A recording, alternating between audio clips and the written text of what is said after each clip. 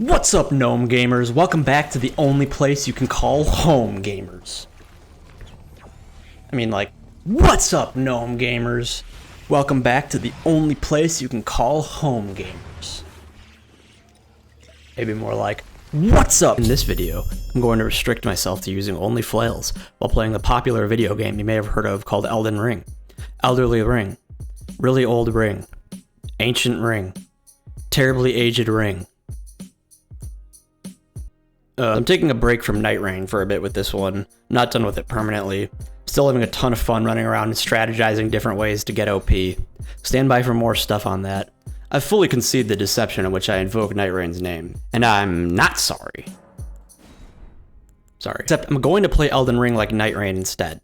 So expect me to attempt to vault things constantly, die from fall damage, and crouch in an attempt to sprint away from enemies.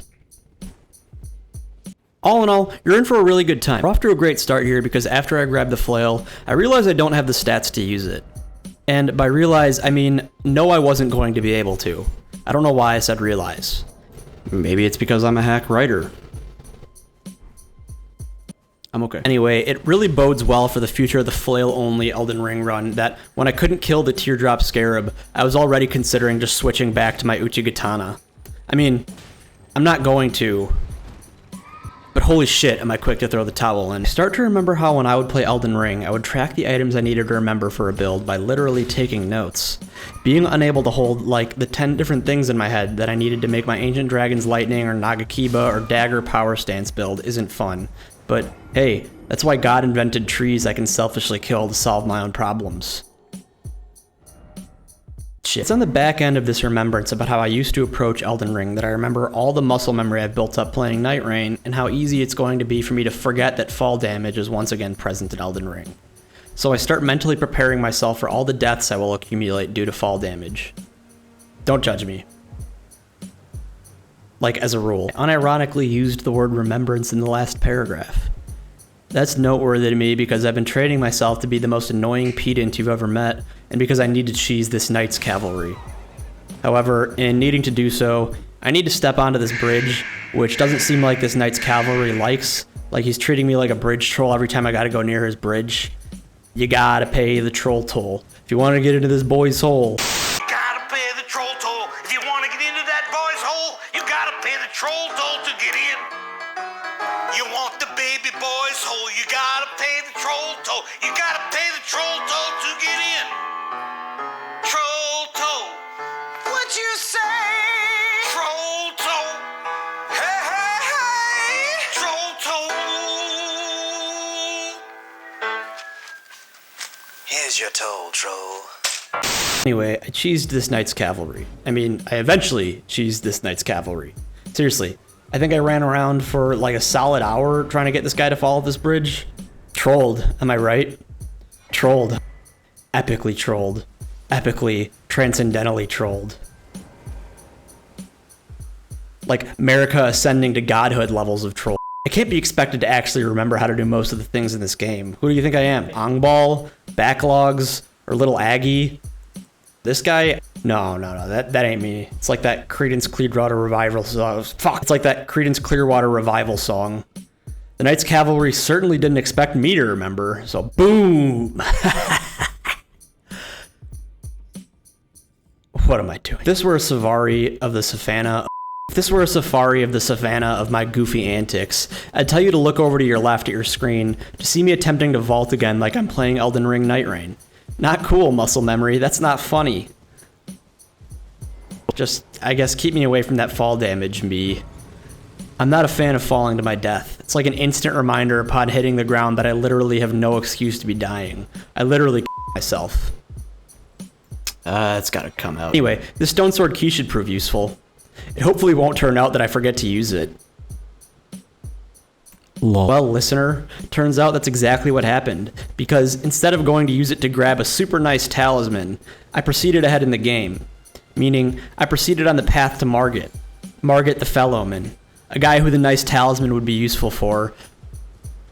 But anyway, this Strength and Not Crystal tier should prove useful, and it's on the way to Margit. Speaking of which, Margit boss fight initiated. Focus.exe loaded. Dodge protocol initiated. Commencing rolling. Operation Roll Slop status underway. Now this game is definitely Roll Slop. So here it is, the Margit fight. Don't really have a ton to say about it because the flails are pretty good. They do bleed. About a mid-range weapon. But other than that, the fight is mostly just spacing around Margit's attack side and they do bleed.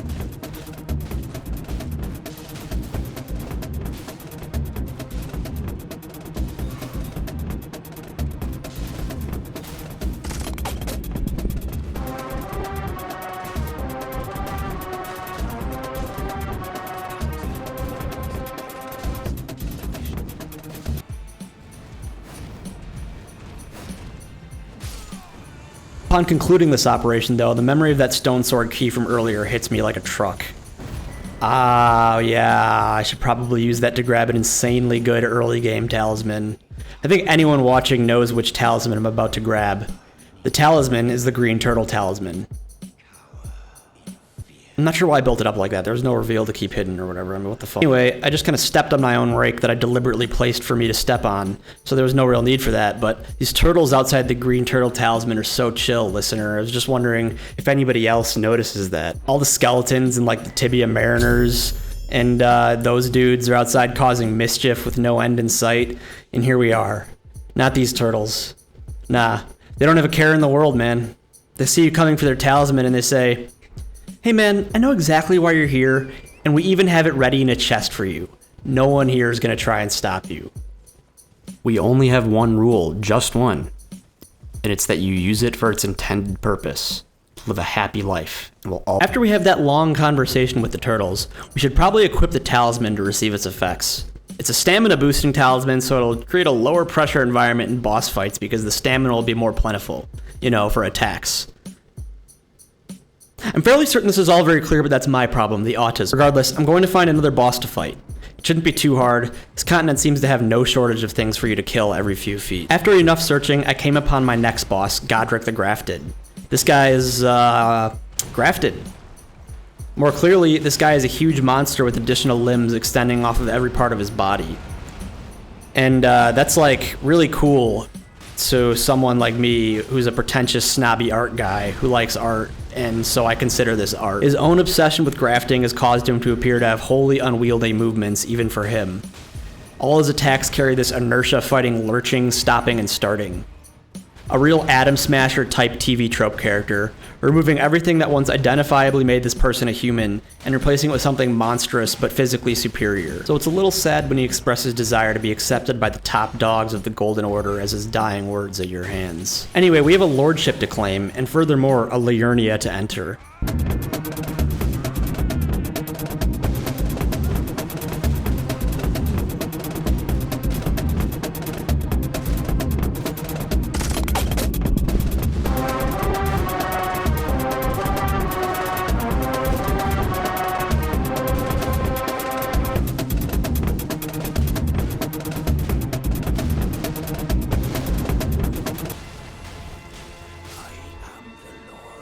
Not much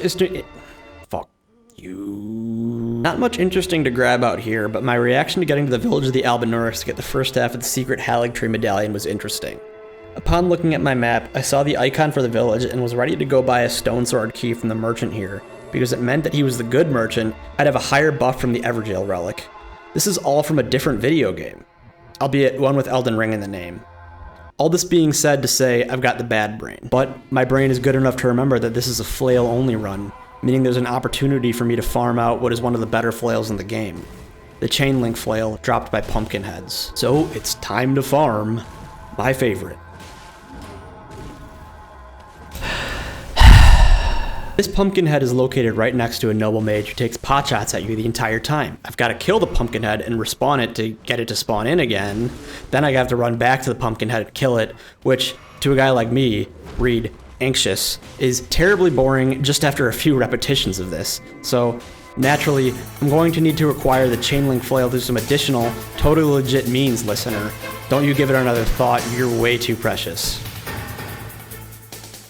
That's the stuff. Oh yeah, now I've acquired the chain link flail through a total, complete, and patient farm of this Pumpkinhead. The Chainlink Flail is more of a strength weapon than the regular flail, so I'll probably end up respeccing at some point to reflect that. But until then, I'm going to try and level this up as best as possible, so I'll run over to the Crystallian in Liurnia to get the Smithing Stone Miner's Bell-Bearing 1. And that's really rolls off the tongue, that one. At this point, I was a little slap happy for whatever reason, so this kill on this Crystallian made me laugh. I don't know, something about the way they just explode on death. Don't expect me to have rational explanations for my actions. The bell bearing will allow me to upgrade both my flails, so it's back to the home base. Once back at the Round Table Hold, I realize I'm being invaded by Ensha of the Royal Remains. So many solid names to say out loud in Elden Ring. Like that time I was actually being serious. Ensha of the Royal Remains is now Royally Remains. With him dead, I can actually upgrade my weapons, and since I'm already out and about in Liurnia, it's time to get to Rennala, the next shard bearer. Time to put her out of her misery, the poor thing.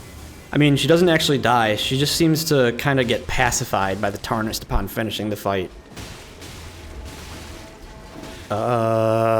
Miyazaki? Guarding Rennala, though, is her Red Wolf of Radagon. So yeah, it's Radagon's Red Wolf, but it's also Rennala's. Divorce is a complicated thing with ambiguous moral calculus. That's why it took me so long to kill the wolf. I was busy thinking about this, and my thoughts compounded, and I spiraled. It's not my fault. What do you mean I'm responsible for my own skill in a video game, listener? I don't think that's how this works. You shift accountability for your own actions onto something you can't control regardless of your own capability. That's how it's worked for me this far in life. Why would I change it now? I'm joking, the Red Wolf is dead and I'm all too aware of my shortcomings. The needlessly lengthy set of attempts at the Red Wolf out of the way. It's further inside of Rennala's house. What we're basically doing is a home invasion here against a catatonic, depressed woman and her dog.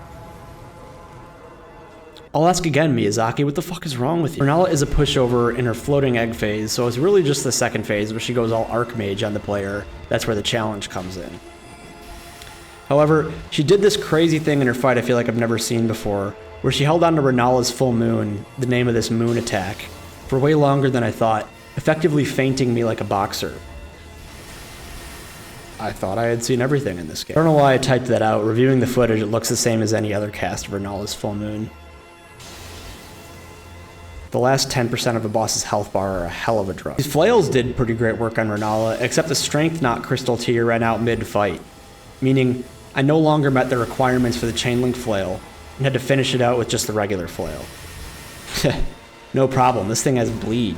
I mean, are you kidding me? Just need to go focus.exe game mode again and there you go. Bob's your uncle. England is a fake country. Even with the strength of a bleed weapon, I feel like the build is still lacking a little something, so I do something about it by making a plan to get Flame grant me strength and the Faith Knot crystal tier. First, I'm going to head to Caelid. It's here that I'm going to grab two things. First is a late Dragon Crest Shield Talisman. Not that it would have helped in the past or anything. And I'm grabbing it a little late. That's not me. The second is Flame Grant Me Strength down in the fort down there. It's between these two fire-type Easter Island heads. Anyway, now that I have the spell, I just need to be able to cast it.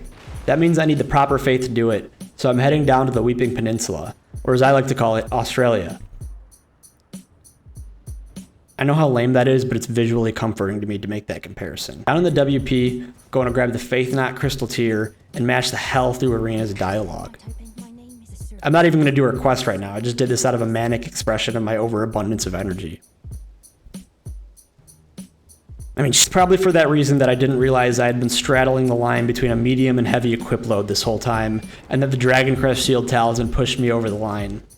Grabbing the crystal tier, finally, and re-equipping armor, I'm now dripped out again as a pleasant consequence of needing to get to the lighter equip load. Kinda got a sweet Mongolian warrior look whenever I ride around on Torrent. God, I'm old. The passage of time is so distinctly felt during this next phase of the game. The collectathon of important items to have a decent build isn't actually contained just to this part of the game, but it probably is felt most clearly here, where I need to kill this putrid avatar and bosses like it just to get the items I want. In this case, I want to get more stamina regen, so it's the Greenburst Crystal tier that this boss drops. It's at this stage that things start to get really interesting. No, that's not a lie. I realize I may actually be losing my mind because the phrase cold flail in the upgrade window at Hugh's blacksmith anvil is funny to me. Cold flail. Cold flail. Cold flail. Flold kale. Nah, I'm doing alright. Anyway, I need to get my cold flails upgraded because I need to get past the Abductor Virgin Duo in the subterranean Inquisition Chamber to get to Altus Plateau. I want to fight! Bum, bum, for my right. Now, boys, don't get into any trouble while Mommy and Daddy are gone. And don't make a mess.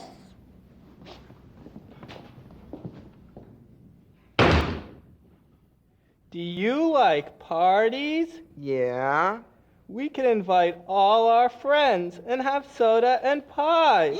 Yeah! I hope no bad people show up.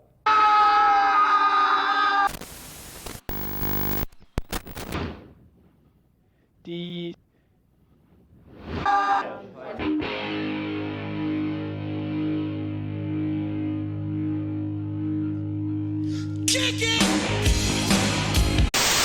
To fight Radahn.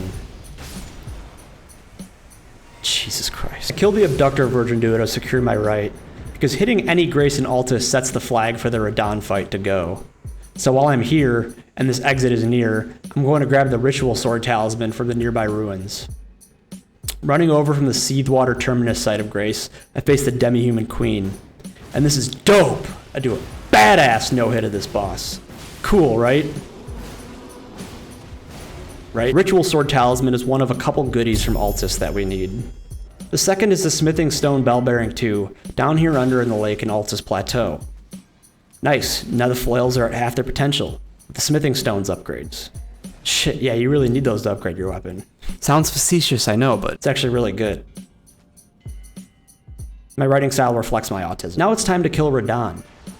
He's not actually necessary, but I wanted to do the DLC, so actually, that assessment is wrong. He is necessary. I mean, I don't need to do anything, but at some point I have to attempt to address something in my life. And that's what I do to Radahn, without getting hit, no less. So much practice to do this for nothing, no real reward. Contextually interesting, right? Right? On some level. You guys like me, right? Ready? Go!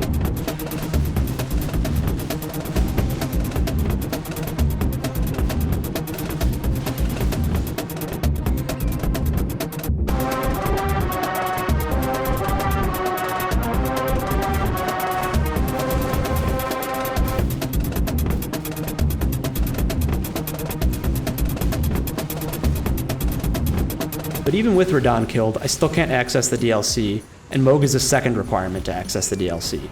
But since Mohg is slightly sturdier than the majority of the bosses I've faced thus far, I'm going to make a little more progress in the game. Grab myself a few more levels in the important stats to a flail build, you know, arcane, strength.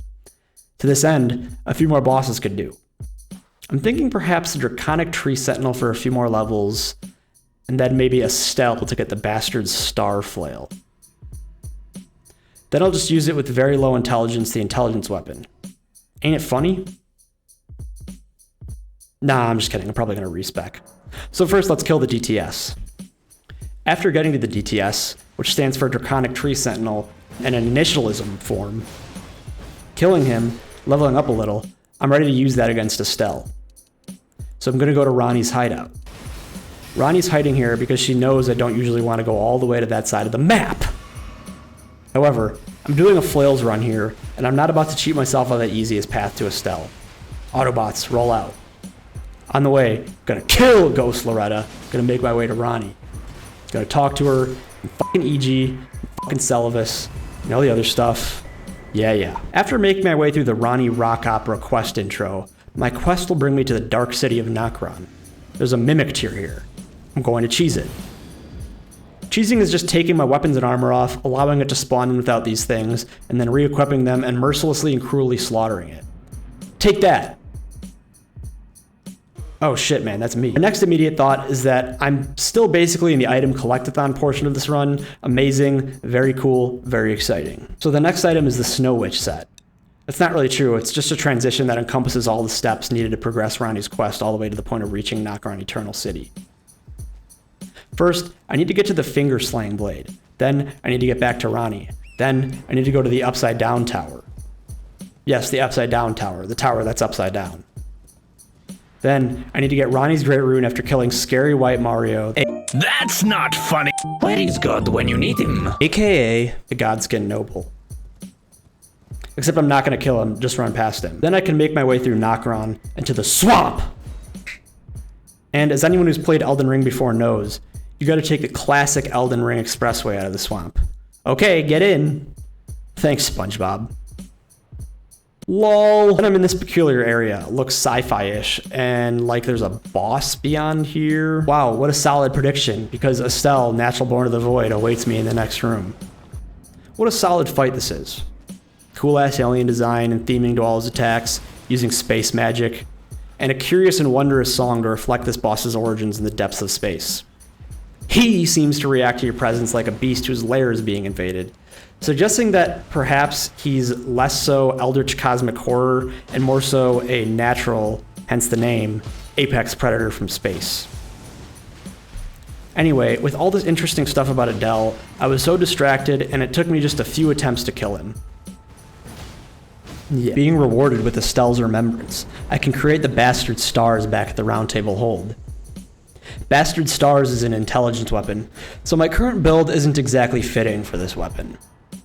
I'll need to go! Go now, I don't think Mix could manage again quite so soon, even though he is crazy. Go now! And respec. Creating Bastard Stars. Going to take it and bring it to the lady from earlier, who we did the service of invading her house and, persuading her to stop attacking anyone who comes near her. That means we engaged her with lethal force. I didn't make the game. Time to switch these numbers on my character up. Take some stuff out of Dex, put them into Intelligence, maybe a little Mind, maybe a little more Vigor. Yeah, I'm thinking it's respec time. I mean, it literally is. Rebirth!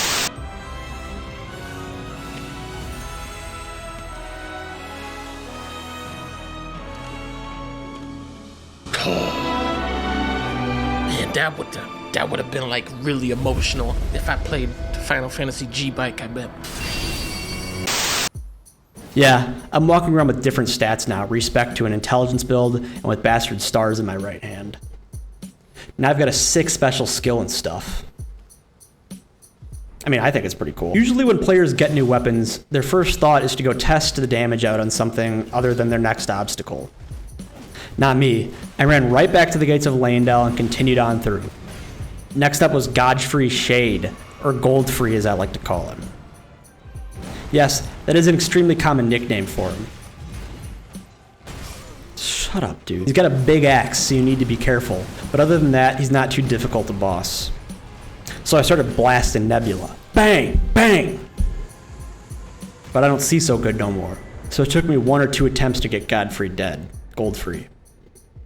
For that is what I, myself, just stated I call him. But get him dead he was eventually. As in I killed him. I had upgraded my Bastard Stars already, but that's only because EG conveniently sells the necessary materials to get the weapon to +4. I got Bastard Stars to +5 using a stone I had picked up somewhere along the way, but after killing Goldfrey, I thought my damage was a little low, so naturally, I need to get more levels on Bastard Stars. More Somber Smithing Stones specifically. Right now, I wanted to get the weapon to +6, where I felt like I'd be comfortable with the damage the special flail did. But I didn't have a +6 smithing stone, you see. Some might consider that a problem, but I knew that the answer was out there waiting for me somewhere. I mean, I know exactly where, but it sounds dramatic when I put it that way. I think. I knew the answer, as in a physical object waited for me somewhere because I'd already passed it earlier on my way to Astel. That's right, I needed to backtrack to Nokron, the Eternal City, where a Somber Smithing Stone 6 awaited me. All I needed to do was go the wrong way once or twice, or 3 times before I got to it. But eventually, I do go the right way, and killed the Teardrop Scarab that held it and looted it. All in all, the expedition to get the Somber Smithing Stone took about 10 minutes longer than it should have. What? I know you can sneak past the Black Knife Assassin in Leyndell, but for some reason, I wanted the Fisticuffs with this one. So basically, I had the easiest fight of my life with this killer. Nebula, the skill on Bastard Stars, Sunlocked the Black Knife Assassin to death. It was awesome. I promise. Now it's time for one of my favorite moments in the game. Maybe you've gathered that I'm a Kino enjoyer. Perhaps you are too. I don't know. I think that this next cutscene is Kino of the highest order. Morgott puts it all on the line for the Golden Order and the Erdtree that spurned him. He puts on for his city. Fuck. I always let this cutscene play out in its entirety. I find myself quoting lines from it when I'm hanging out with my friends in Discord calls and gaming. All in all, I find this cutscene very cool.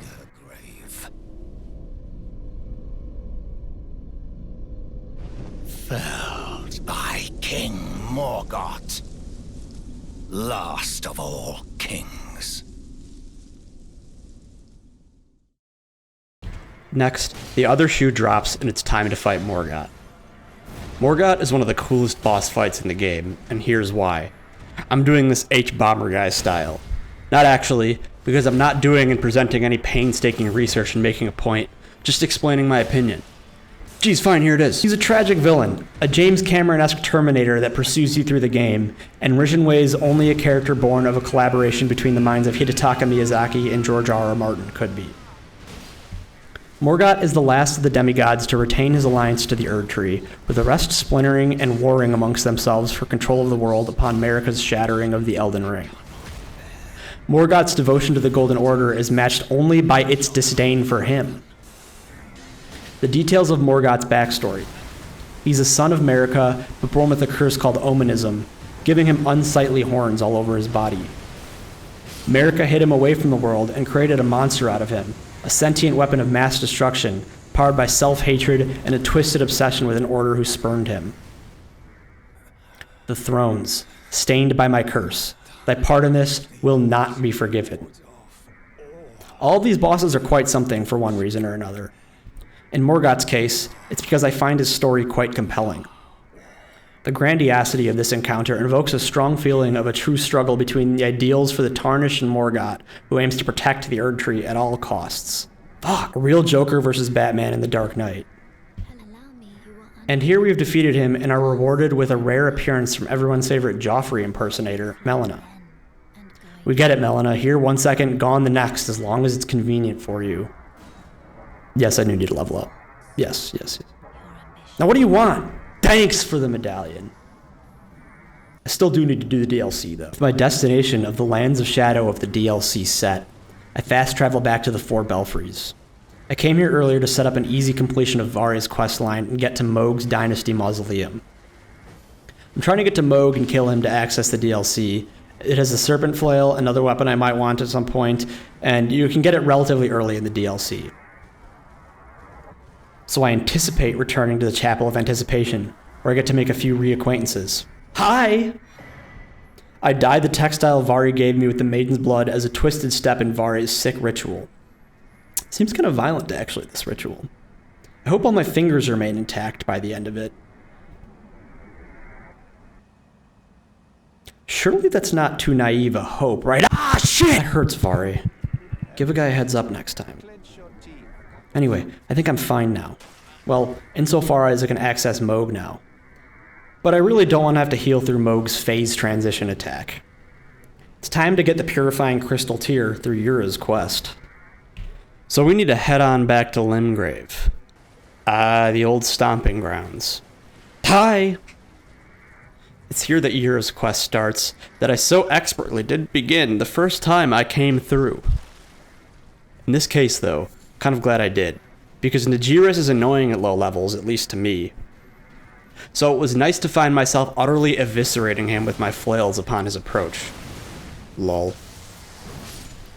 Stupid bitch. Anyway, with that out of the way, it's basically just doing the 2 or 3 more steps it takes to get Eleonora to spawn at her church and killing her. Ooh, yeah, and all this leads up to Yura's death, by the way. Probably should have mentioned that. Rip King, you were gone too soon. And your sword is so long. I wonder if the ratio of your life's length compared to the length of your sword has an inversely proportional relationship. God, what am I talking about? But upon Yura's death, we get invaded by Alienora, and killing her grants us our prize, the Purifying Crystal Tear. Yeah, this is my goal, killing Mohg to access the DLC now. I get there and I watch the entire cutscene to not forget the face of my opponent. Cup of coffee, Mohg. You're just a cup of coffee in the big times. It's also just a cool cutscene with his entrance being through a pool of blood. Like, where was he? Probably don't need to know the answer to that. On a few different levels. This is a boss fight I'd unironically consider myself well practiced at, because mechanically it's one of my favorites in Elden Ring, and I found myself fighting him to experience it more so than most bosses. Consequently, my brain often wanders when I'm fighting Mohg for this reason. Jesus, I realize how arrogant this sounds. I'm going somewhere with this, I promise. Mohg is probably intended for a post-Fire Giant endgame build, so this fight ends up taking a little longer than it should because I'm just a bit underleveled for the Lord of Blood. Again, please don't treat me like I'm Anakin Skywalker, demanding to be led into the Jedi Council despite my lack of qualification and obvious mental problems. I just got really tired and started remembering Resident Evil 8 for some reason during the fight. I say for some reason, but full transparency, I had a video essay about it on my other monitor. Like, Capcom really had one of those bosses reference Chris Redfield's boulder punching meme. I mean, that was f***ing stupid! Kinda like the game overall, though. I'm playing a different game at the moment, though, and that's what's important. I must have forgotten because I fought Mohg using the wrong talismans for a little, but in the end, it was still probably a boring fight to behold. It's time for the DLC, which gave me another thought, that it's already been a year. Actually, a year plus since the DLC came out. Time waits for no one, huh? Let's talk to Leda, touch the withered hand, and enter the loading screen of content transition.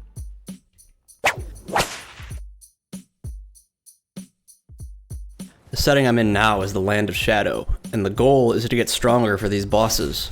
The method, or more accurately system, is collecting Scadutree fragments, or Shadowtree fragments.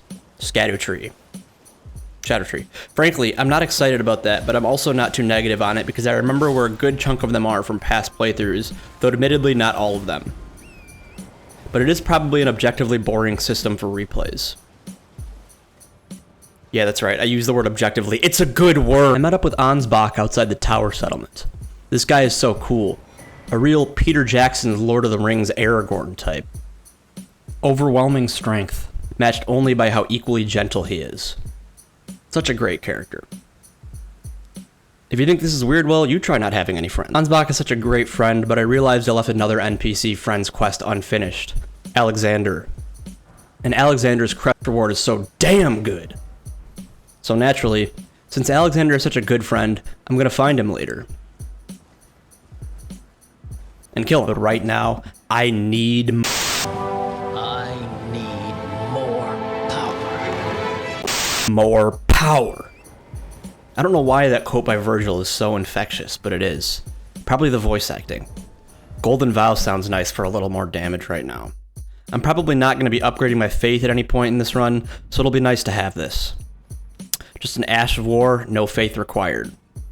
When you relinquish your faith, something, I'm not equipped to make this joke.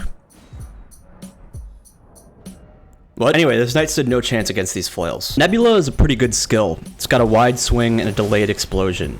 Very satisfying. Much satisfaction. Many enemies killed. You know, listener, perhaps shit isn't so bad. Perhaps happiness is one L2 press away. Not likely, but what's the point in acknowledging that? Just do what you do with it, what you do with everything. Press L2 one more time. Oh yeah, that's nice. First I thought I was blind because I died and ran around unable to find my runes, but then I realized that when I respawned, they were hidden. Yeah, these pots also respawned and hid them from me. So I just did a little Tom and Jerry, Benny Hill chase running around looking for them for a while. That was pretty silly. I am truly experiencing the absolute peak of human ecstasy. Also, I didn't see this prompt just spawn me at the Stake of America because I was mashing X. So, I took a note here while I was playing that the game spawned me at some random location. Thought it was a legendary moment that everyone would think I was cool for showing the world. Alas, it was a Stake of America. Anyway, we're at the top of the tower. The Divine Beast Dancing Lion is up here. It's time to see how these flails hold up against him. I mean, this boss fight isn't the most difficult, but I really think I'm leaning way too hard on muscle memory of these attacks rather than doing meaningful damage to the Divine Beast Dancing Lion. I need something more. Nebula doesn't have many windows in this fight. And while I could upgrade Bastard Stars using more Somber Smithing Stones, it's already at +6. It's not an insignificant boost to its damage already. Hence, it's time to go back to Old Faithful. That's right, it's Flail and Chainlink Flail Power Stance build. After working out how to best get damage in on the Divine Beast, I finally nail a strategy of damage and critical hits. Jumping attacks in big windows and getting those procs errantly or on the critical hits that come afterwards. The Divine Beast Dancing Lion is somewhat tanky and I don't have full Scadutree Blessing level, but the health still falls away in big chunks. Speaking of chunks, Divine Beast Dancing Lion is a legendary warrior apparently worth some soup from Grandom. All that tasty meat and potatoes. At least the Divine Beast Dancing Lion is dead, but for us finally killing him. Dude, what the fuck? Considering how I was missing damage based on my low Scadutree level, though, why does this system exist on second playthroughs? I thought that was kind of annoying. Like, I don't need to run around collecting things when I just want to fight the boss. I mean, like, I didn't, but like, the game was asking me to. Whatever. Not that important. Oh yeah, I grabbed the Serpent Flail, the entire reason I came to the DLC. Ran through all the enemies in Fogrift Fort, if that's what the place where it's held is called. I remember it in this chest and never used it. I wonder why. Oh yeah, because it's not good. Well, it's not my definition of good. It is a nice skill and can do fire damage, but really? I had to give up the already solid scaling and bleed of the Chainlink Flail or regular Flail for a Faith Scaling Flail with an esoteric use case skill? Did I mention that this weapon was the entire reason I came to the DLC early and with +12 weapons? So yeah, I'm not going to use the Serpent Flail. It would need a respec and would just be a worse build explicitly than my current one. Perhaps it's an indication of my cowardice. Perhaps it is. Perhaps it is indeed, listener. But let me pose you this salient imperative. Shut up, dude, okay? Shut up. Anyway, yeah, it was also the entire reason I came to the DC a little earlier than usual. Somehow I made the mistake of being so certain there was no way they'd add a flail in the DLC, knowing how underutilized they were in the base game, and take away the inherent bleed effect the regular smithing stone flails have. So with that revelation out of the way, I'm going to leave the DLC. I'll come back to it to finish it when I've got some better weapons. And by better weapons, I mean I've upgraded my Flail and Chainlink Flail, to be clear. I'll head back to the lands between for now, and in the next zone up after Morgott. That means taking this medallion and running up to a big elevator. Man, I really just want to fight this next boss, but this knight is chasing me. I mean, if I had a nickel for every time that happened out in the real world. But I really do just want to fight the next boss. It's after the Smithing Stone Bell-Bearing 3 though, which will grant me the upgrades I seek for my flails. So elegant. On my way to that next boss, I find what I was already looking for. There's a lot of talk about this next boss, but what's that about? Must be something special, right? I mean, the boss is the Fire Giant, so not really anything super special, but he did do this weird roll cancel animation into belly flopping on his face. Like he lost contact with the ground due to the geometry, and just went into a split-second free fall where there was ground right under him. So no, the boss wasn't special, but that moment was kind of special. To me. A little. Anyway, moving forward, the Fire Giant is not a terribly difficult boss, but he does exist in Solitude, forever cursed to guard his forge due to its unique ability to burn the herb tree.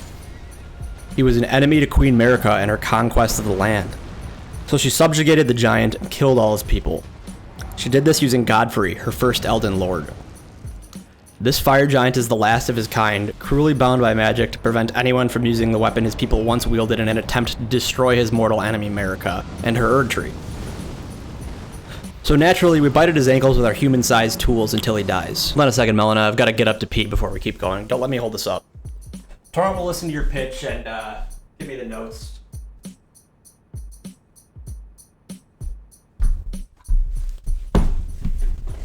Ah, sweet relief. I'm back. What the... Where the hell am I, bro? This is why I never trust half-finished characters. Well, that prospect was less than ideal, but nothing worth doing is ever easy. At least that's how I'm rationalizing this. Whoa, Fair Missoula, this place is cool. Got a tornado over there, got something. Yeah, I don't even remember what I was worried about. These evolutionary beast men, cousins to humans over here. There's also dragons over there. What doesn't this place have? A Godskin Duo? Oh look, it's a Godskin Duo. Guess I got my hopes up for nothing. Hoping for no Godskin Duo. Fuck, Godskin Duo is mostly a trial of how well you can use the arena there. If you successfully use the gazebos that sit on either side of the arena, you can space in and out of their attacks pretty fluidly and pick them off one at a time, and then you can kind of cycle them into their revive animations until the boss is over. Yes, listener, this boss fight is the same principle as Ornstein and Smaug from Dark Souls 1. But actually a little easier, dare I say. Because of the revive mechanic and collision remaining on death and shared health bar? Is that insane? Not at all.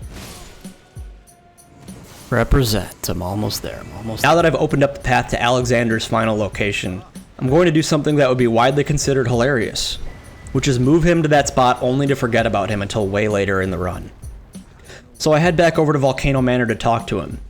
I've got to stand over the lava that he so boldly stands inside of. This interaction will move him to Farum Azula, where I will not at all forget him. I didn't just admit that one paragraph ago. You're imagining that.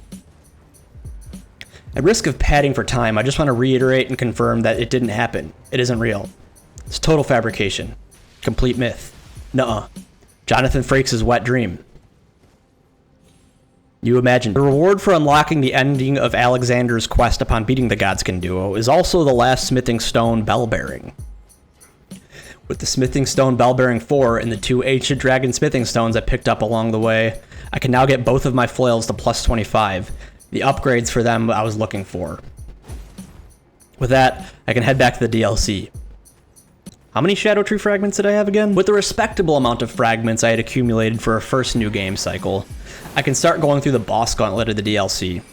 That's a nice thing about the DLC, there's a lot of meaningful bosses, and if you know the setting well enough, you can quickly progress from one to the next without too much fluff in between, which goes doubly true if you're not really looking for Scadutree fragments.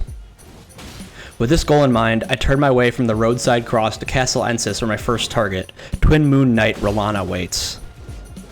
At risk of spoiling the outcome of the fight, Twin Moon Knight Rellana didn't have much of an answer to my flails, but maybe partly because she's got such a sad story on two separate levels. The first is that she's obsessed with the bane of the DLC's setting, Messmer the Impaler. She followed him here to be his right hand, but he spurned her because he's an epic sad boy who trusts no woman to handle his dino nuggies for him. He'll cook them for himself.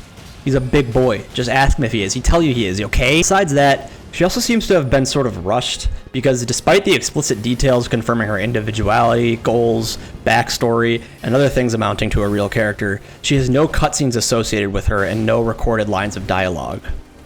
You can hear her voice when she dies, but other than that, nothing. Huh. That's the second sister in Carian royalty that gets done dirty in the story. What did Miyazaki mean by this? Let them have something. Speaking of Messmer, the guy who maces women who come near him, he's my next target. Someone's got to put him out of his misery, and it'll be me. That's why I'm here at the Shadow Keep for him. But I came in the wrong way and fought this golden hippopotamus I didn't need to kill for a while and gave up because goddamn was he pissing me off. Stupid annoying arena. You need to get good? You know what? Oh well, I'll tell you this. You're right, I'm sorry. Still, fuck that golden hippo in particular. I'm going the other way into Messmer's house.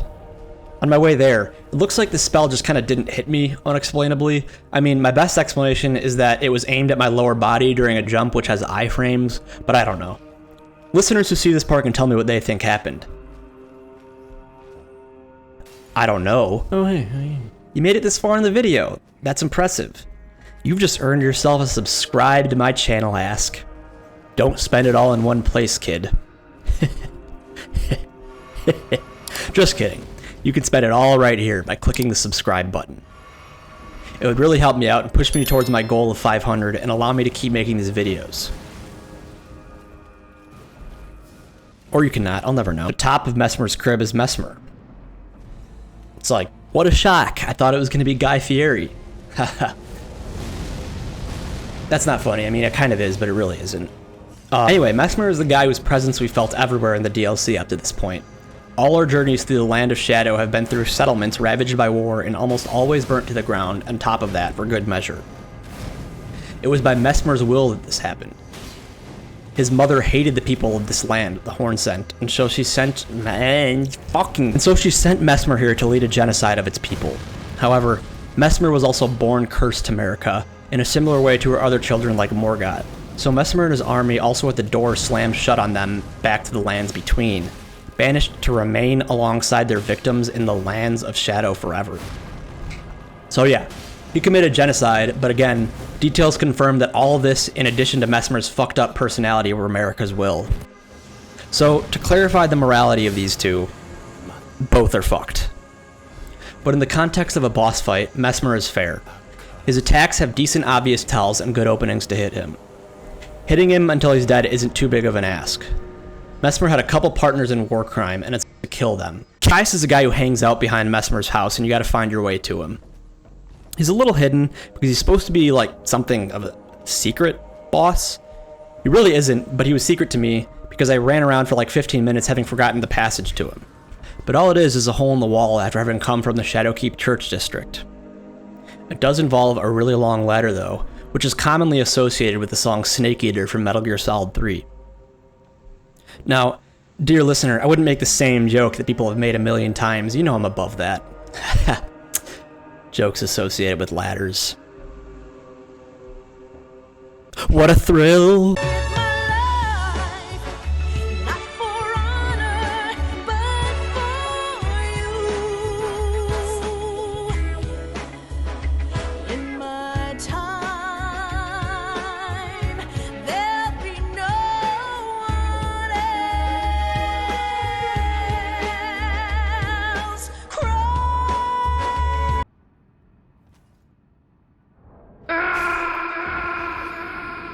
Yeah, it's all coming back to me.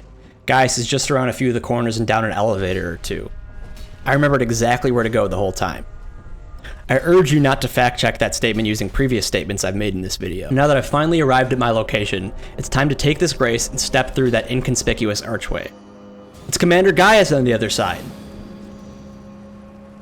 I actually knew the whole time. Gaius is a boar rider with a lance, or more accurately, a sword lance. He's friends with Messmer, but also uses a familiar kind of attack during this boss fight. Gravity magic. This is because Gaius was also a student of a sorcerer in Celia back in the lands between alongside Radahn. So you gotta like dodge a spin or two and some rocks that resemble meatballs. I don't know. I think it's kind of cool. Gaius wasn't too strenuous on my stamina bar, but I think it's prudent to always have stamina regen to lame out bosses when you need to. So to that end, I'm going to replace the talisman I've been using up to this point, the turtle talisman. Was this named so accurately, intentionally? With the two-headed turtle talisman. This change from one head to two heads will just give me better stamina regen. Really useful. But correct, not creative. My stamina regen at its max, most of the rest of the game is where it's at its most fun, at least to my tastes. Mostly just running from boss to boss for the rest of the DLC and the base game until it's over. So the next boss to get in the DLC is the Scadutree Avatar. A big sunflower with a lengthy boss fight, always with 3 different phases with long animations for its attacks. It's got big openings during and after its attacks though, so it's not too bad. Hold on, I'm gonna sneeze. Anyway, yeah, this big sentient sunflower has lots of swinging and flinging with its vines. So, don't get swung and flung if you can help it. Fight is not too subversive except for this one attack where he explodes towards the end of this fight, which I find, you know, extremely annoying, actually. The flails with a cold infusion are pretty effective against him, though. Next stop is the Coffin Flop. Welcome to Corncob TV. They're just dead. They don't have a soul. We can show them nude or whatever state we want to show them in. They're saying, no way. You must have rigged something. I didn't do fucking shit. I didn't rig shit. I've been waiting a long time for a hit on Corncob TV. I didn't fucking do this. They're saying we don't have the permissions of the family. I said we don't need permissions of the family. We're allowed to show him nude because they ain't got no soul. The guys at Spectrum think I'm just some dumb hick. They said that to me at a dinner. The coffin will take us to the lower part of the Shadowkeep. It's secret. Well, it was secret at launch. but I remember this place well. So let's jump down there and go. This is the route to the Abyssal Woods, and on the way there, I realized how damn good these flails were. Their main weakness is their range, but once you get used to their moveset, they're fast and can proc status real quick. I think part of the reason the flail and chainlink flail combo is so good is because the regular smithing stone weapons, which tend to have more utility and are therefore better. Most of the boss and somber weapons are really, really good at one thing. But when you're in a situation where you can't rely on that one specific thing, those weapons become borderline useless, or are outclassed by a weapon that can be infused. Hence, regular smithing stone weapons are really good in this game. It was while I was fighting these small Jeff Goldblums that I realized this. And since I'm fighting these small Jeff Goldblums, I'll mention that they're a scary and rapacious combination of man and fly. But Jeff Goldblum was still scarier in that one movie. Past the Flymen is the Darklight Catacombs, which is really dark. I need some way to see in here because my eyes were useless. I know how to solve this problem. Hey Kale, give me that torch. I mean, I'll buy it from you. Yeah. Jeez, it was just a joke, man. This torch lights up the Darklight Catacombs and I can see now with my eyes. But I created a new problem for myself as I discovered upon encountering the imps.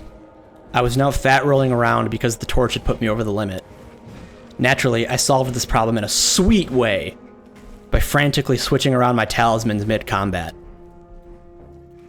I mean, it actually was kind of cool. I mean, just give me this, man. Come on. I got caught in my jump animation partway through the Darklight Catacombs. Man, I just want to fight the boss. Why you gotta do this to me? Man, you stupid imps. God, you're annoying. You'll rue the day. Oh, my kitty's so cute. Now I'm entering the first and only boss that stands in my way before Midra. Jory the Elder Inquisitor is backstabbable, so I'm going to utilize that. Watch, as I expertly cheese him using this mechanic. It'll be easy. Oh, I'm dead. Fuck this guy. Eventually, I did successfully backstab my way through this fight. That done, the Abyssal Woods open up before us. Turns out Jory didn't want us to go here because they were sent here to contain some pretty bad stuff. Stuff isn't descriptive, but I also think it's partly because it's really nothing I can't handle. These messages upon entering are trying to tell us all about how bad this stuff is beyond this point. Oh, scary! Oh, shiver my timbers! Shut up, man! These messages are, as previously stated, so very scary, and I'm quaking in my boots. I hope I don't have to dismount my horse and run through this entire zone for ambiguous and unclear reasons. Oh, what the fuck, Torrent? Get back out here. No? Alright. I'm sorry I took that tone. I'll try and be better. Yes, I understand it's in your contract. So we have quite a bit of headway to make here on foot. Our destination is Midra's Manse. After enough slow travel, I do eventually arrive at Midra's Manse. Turns out that maybe Jory was right. There seems to be a lot of religious persecution going on around here. Maybe we should have stayed away. But upon entering the manse and hearing the scream from Midra, my interest is only piqued. Nah, Midra, I'm straight, came all the way here on foot. I'm coming to find you, like it or not, motherfucker. While looking for Midra, I gotta deal with his Scooby-Doo-ass mansion he has set up. There's a secret passage to open the way to the boss. I always forget it's hidden right in plain sight. Midra put it behind this giant portrait of himself, and somehow I always forget that on different playthroughs. Absolutely perfect, Midra. Now I'll kill you. Midra does indeed lie beyond this portrait, and he's not happy we're here. Turns out that he tampered with some cosmic shit, and is an avatar of chaos made flesh. I guess that's why Jory and the other Inquisitors were trying to stop us. Except instead of discussing things with Midra and his followers, it seems like Jory just murdered a lot of them and left Midra with a giant crucifix driven through his head. So when we come in and just slaughter him, that's apparently the last straw, and it pushes Midra over the edge and forces him to take his Lord of the Frenzied Flame form. Like, geez, Midra, your problems can't be that bad. What a baby. Yeah, I wasn't really interested in Midra's bullshit anyway, so I feel like I could cleanse my palate with a nice FromSoft dragon boss fight right now. Let's make our way over to Bale, who's, that. Look, you get what you sign up for, okay? We pass Egon on the way over there, who makes these noises.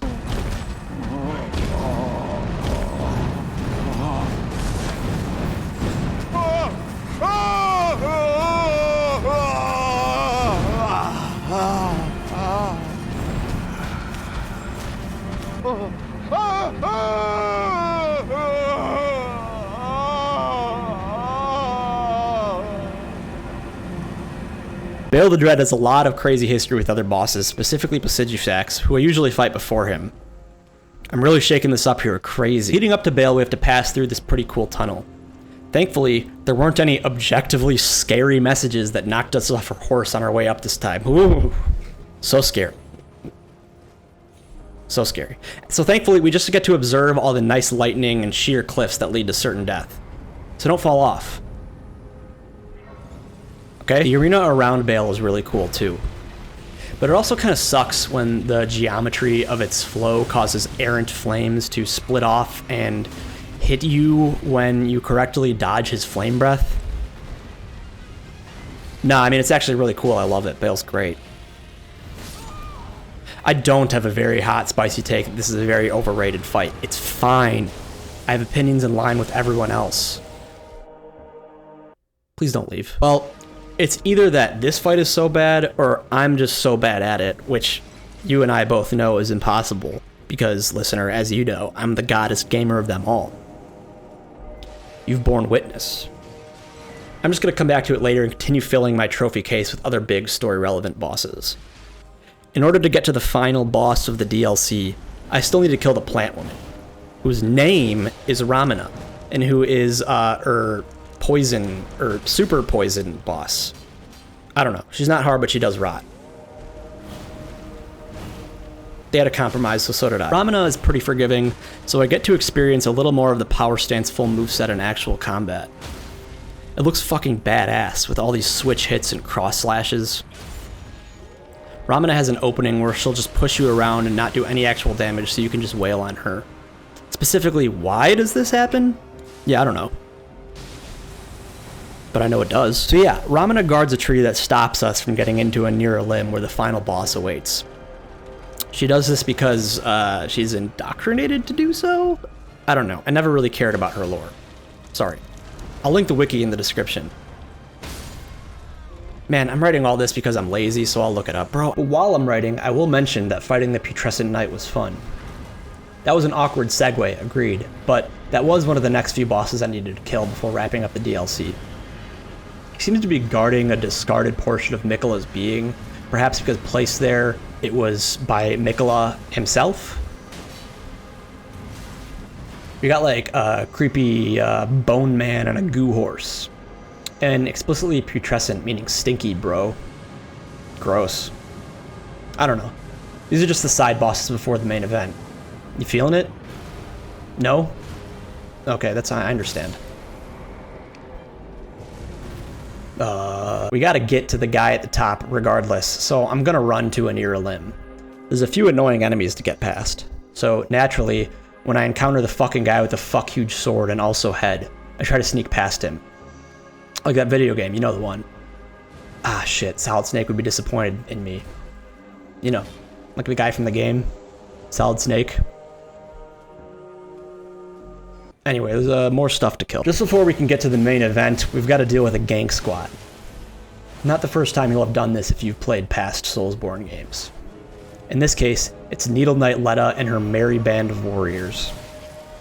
Actually, they were really annoying on this build. I fought and died against them many times, with such highlights as losing when Leda and I were both at 10% HP and she was the last enemy alive, getting dunked on by Leda from off-screen while fighting Dryleaf Dane, and actually believing a miracle had occurred upon winning the fight. Nah, there's no such thing as miracles. I make my own luck.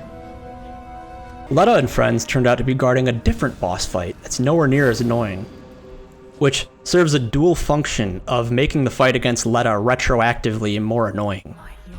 We enter the arena and are greeted by a thick fog, visibility completely nil. And who's that at the other end upon it clearing in the cutscene but Radahn? I killed you without getting hit earlier. Well, no worries. If I could do it then, I can surely do it again now. Promised Consort Radahn is the main event we've been building up to. He's a reanimation and conjoining of Radahn's soul in Mohg's body, an unholy resurrection created by Miquella to be his king consort and also enforcer of his will. And, Miquella, do you realize that's your half-brother? That's incest, bro, and not in the plausibly deniable George R. R. Martin way. Well, I mean, I guess it is technically Mohg's body. That's also your half-brother? Miquella's evil and wants to use Radahn to enforce a sort of Madara-style infinite Tsukuyomi upon the world to end conflict. Ambitious, pal, but regulations prevent me from allowing it. I'm here to stop you. Flails aren't particularly effective against Radahn, but that's not necessarily an issue with the Flails as much as it is Radahn just has a ton of health. We kill him in the end anyway. With the stop to Miquella's plans, we can safely return to the land between to put a stop to the other gods' plans. Or, assist her in them. It's a video game thing. There's multiple endings. I mean, sorry dude, okay? It may not be clear, but we have bosses to kill. For example, Baal is a boss we need to kill. But I went back to fight Baal and made a few attempts at him. The conclusion I came to after these attempts was that I'd love to save this absolute treat of a fight for even later. Looking at my map, I realize there's a few spaces in the DLC that need some cleaning up. Notably, the Spectral Woods and Rau base are blank on my map. And listener, you may be saying, are map parts even necessary for this? No, they're not. But, look, let's just say you need to exercise patience with me as a rule, okay? I have autism, and it's too strong, so I return to the Spectral Woods, Abyssal Woods. I'm just so scared every time I come here, it's impossible to think straight. You know, it's just like, ooh, too scary for me. All these map messages about turning back and whatnot, am I right? Brrr! Anyway, there's the map fragment and also some more Scadutree, so let's make some more progress. Now, progress might be a relative term depending on who you ask. For example, an Elden Ring player who progressed Alexander's quest all the way to the end and then didn't complete the final step. Perhaps they'd consider this progress in some metric. So I need to go grab that talisman that you get from the ending of Alexander's quest. That's funny, I wrote relic there instead. Type shit. Back to Fair Missoula where Alexander now resides. Upon completing his quest, Alexander explodes. I'm sorry. I love his dialogue and it feels insensitive to laugh. But lol. Well, thanks for dying, Alexander, because now we have this sweet talisman made from your guts. Probably should have had it earlier, but whatever, dude. There's actually two bosses I can choose to face in my immediate vicinity. The first is Maliketh, who has that dog in him, because he's a dog.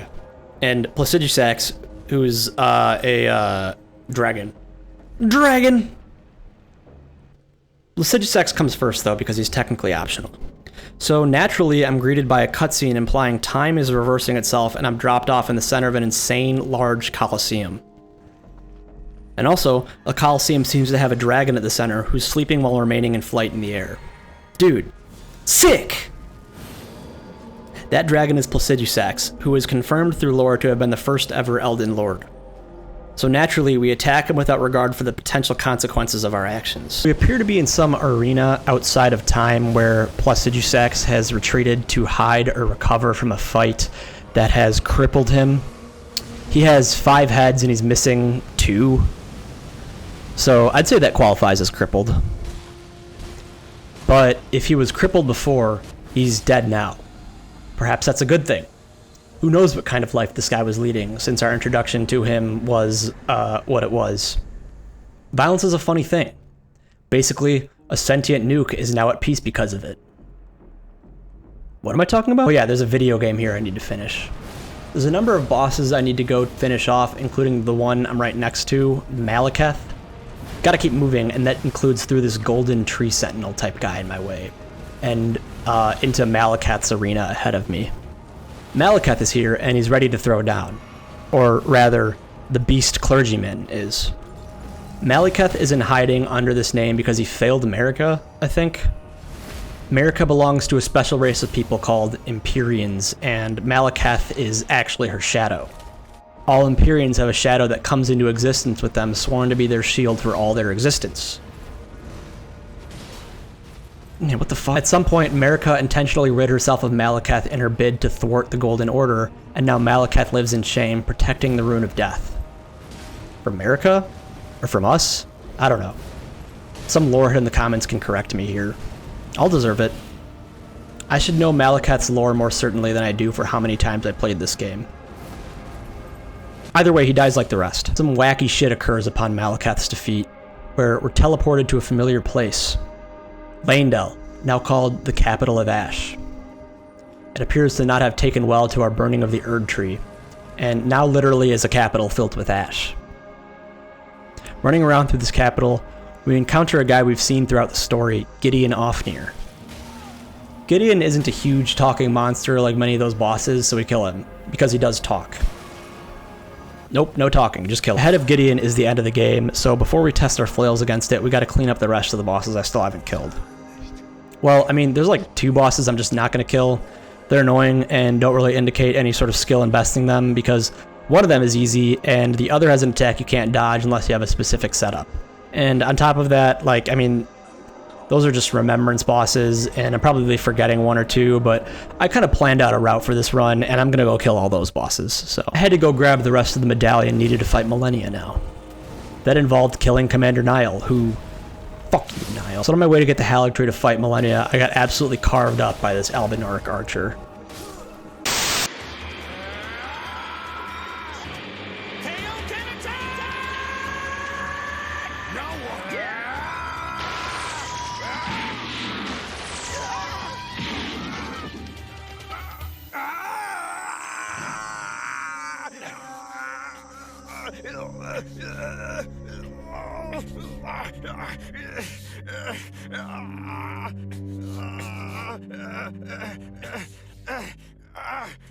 How in the world did he do that?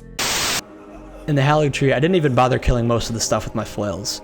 It was probably for that reason I got past this tree branch upper level of the Haligtree that is not to my taste way faster than I thought I would. Right up against me to stop me is Loretta.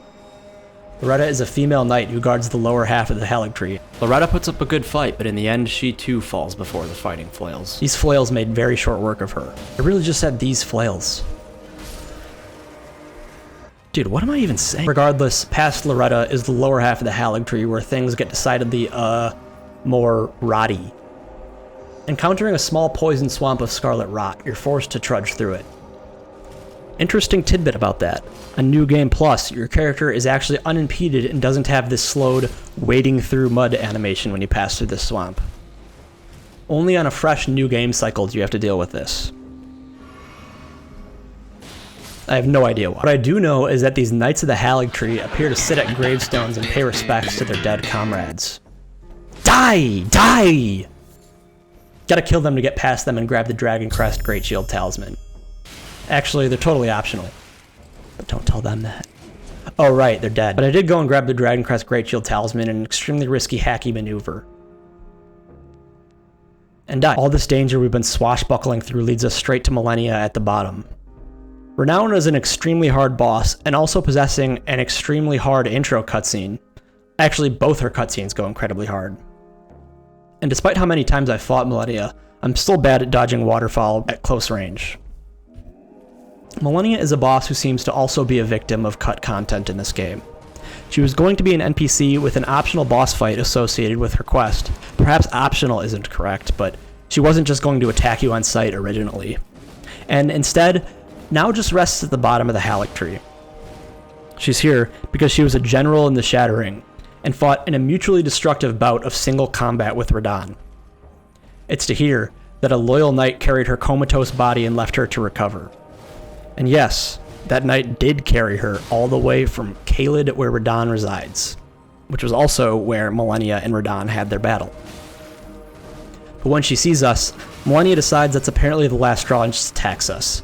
And we have to learn her moveset, and it's hard. It's not easy. Yeah, so I went and grabbed the Claw Talisman because I thought I should make more use of jump attacks against Malenia. I always forget the correct way to access this area, so I just jumped down. It worked. I ended up getting the talisman. It's not hard. I mean, you can give me some affirmations if you want to. Yeah, why don't you just do... Anyway, with that talisman, I did end up beating Malenia. She's not too bad once you've died to her enough times and all that. Yeah, and learning to dodge waterfall at mid-range. It's hard at close range for me to this day. The last few bosses are 3 in a row. Technically 2, with one of them having 2 phases, but they're so visually different that I sequester them separately in my brain.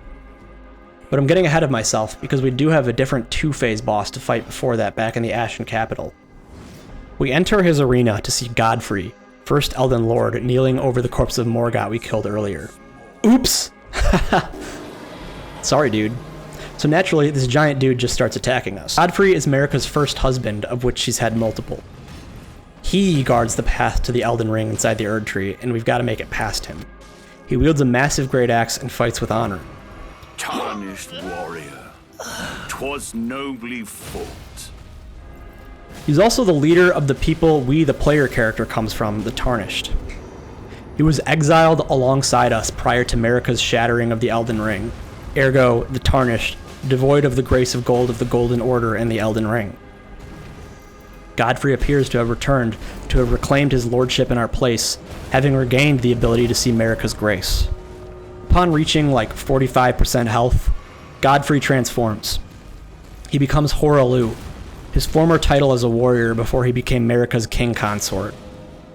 It's in this form that his power is truly unleashed, and Godfrey fights us with his bare hands. We still kill him though. It usually ends like that when these dudes take us on. Past Godfrey is the entrance to the Erd Tree and Marika herself, situated in a Christ and crucifixion pose on the runes of the Elden Ring. However, the second our presence makes itself known, Marika transforms into a man with red hair and starts attacking us. Ah, shit. This is Radahn, who shares the same body with Marika, but not the same allegiances to the Elden Ring. He's here to stop us from taking it after Marika originally called us here. But yeah, he dies. Sorry, can't help it. Shortly after he does though, a giant celestial being called the Elden Beast makes itself known and takes us to some eternal dimension of grace, with world trees like the Erd Tree stretching into the distance through an endless plain of water. This is a creature who enforces the will of the Greater Will, who is like a cosmic deity? I ended that sentence with a question mark because I really am not 100% certain what the outer gods actually are in Elden Ring. Type shit, man, you know what I'm talking about? And this is our last obstacle before the Elden Ring is ours. So, he has a giant magic yellow greatsword and fires projectiles at us. And will crucify us if he grabs us. And other stuff. But yeah, he's also dead, because we killed him. Meaning, that's all, folks. We got the Elden Ring and the flail run is successful. Except, fuck, wait, Baal!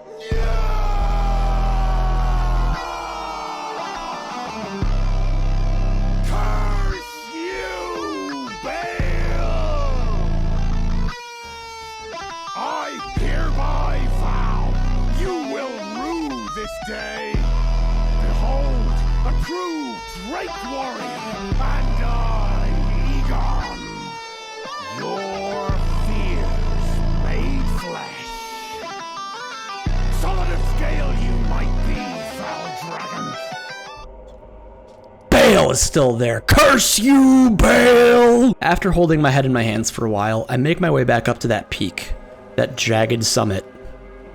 The one that I was sent packing in defeat from twice before in this run. The only time I was. To fight. Baal, I'm here for you. It's ironic because I seem to have developed a hatred for Baal in the same way Egon kind of has. Although I don't think that I was physically crippled by Baal the way Egon was, so... Not a great comparison. Let's just move on. So our final fight of the Flail run is with Baal the Dread. Baal is an ancient dread dragon who has major history with the Lands Between. With casual control of red hell lightning, giant spectral wings, and a head of Placidusax still impaled on him. You can see it back there. Oh wait, there's another one. It's there. Please. Baal is our final challenge. Swinging his head around, begging for bad players to get impatient and run under him to hit his body only to get annihilated by his ground-angled fire breathing. Which, side note, it looks kind of silly. Nice down B, Bale. We eventually kill him. We do eventually beat him. Here he is dead, finally. I mean, God. Now I'm tired, and it's time for me to go edit this video.